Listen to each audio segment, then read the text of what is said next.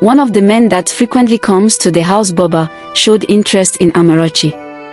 He told Auntie Nana, and immediately Auntie Nana later sent Amarachi to Boba's house under the excuse of helping him with house chores for a week. But Amarachi, with her innocent mind, had no idea of what was going on. She innocently packed few clothes and left to Boba's house. Boba welcomed her warmly and showed her around the house and kitchen and even offered her a cold drink.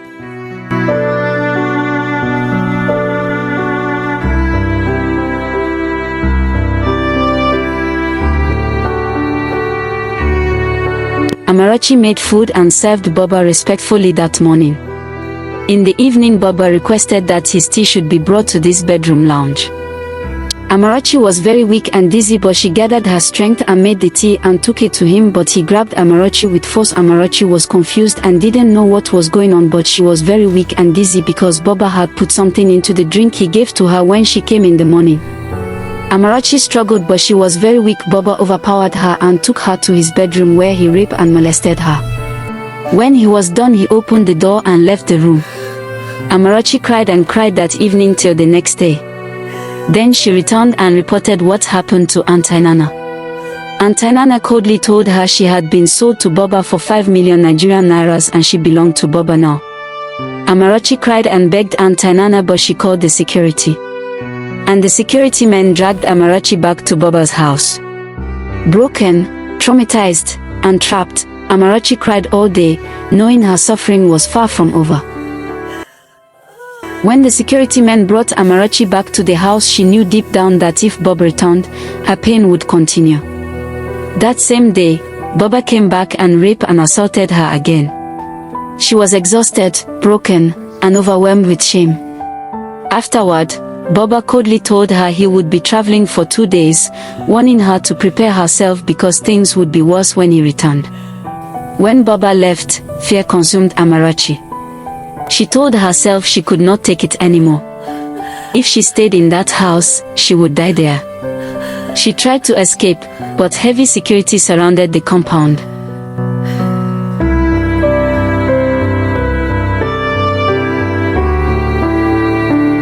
With no way out, she returned to her room in tears, desperately thinking of how to survive.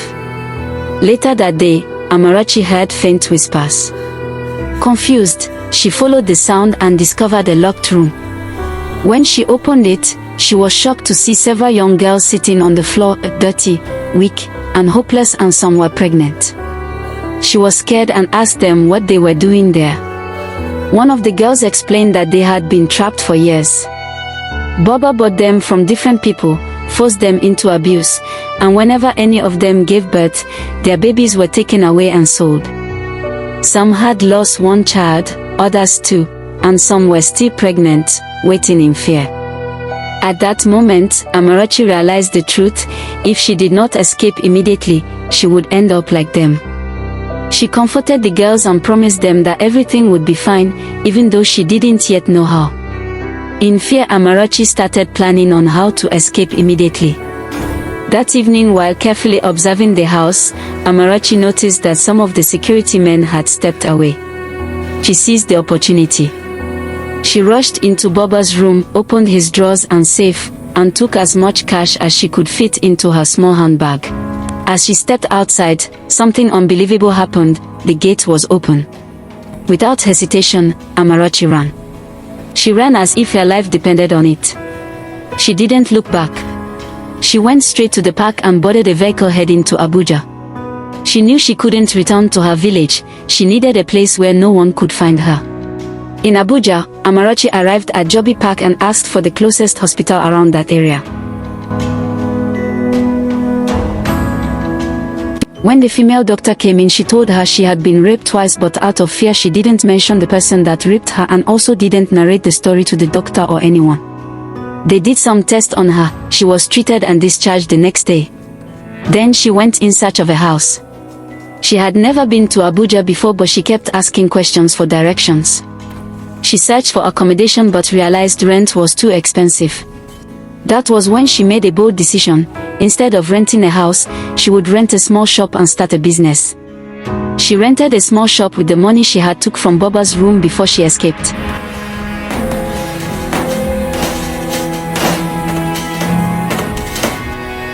She slept inside the shop and also started a small business using the catering skills she had learned growing up.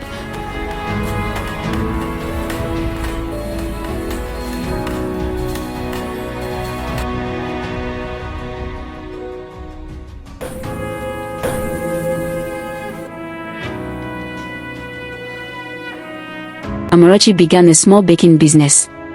At first, sales were slow, but gradually, customers came. The business grew. The shop expanded.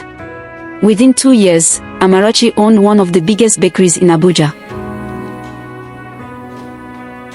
She brought her mother and siblings from the village, rented them a comfortable apartment, and gave them the life they had always dreamed of. But Amarachi never forgot the girls she left behind. Using her connections, she returned to Lagos and reported everything to the police. Baba and Auntie Nana were arrested. The police rescued the girls and uncovered the trafficking operation.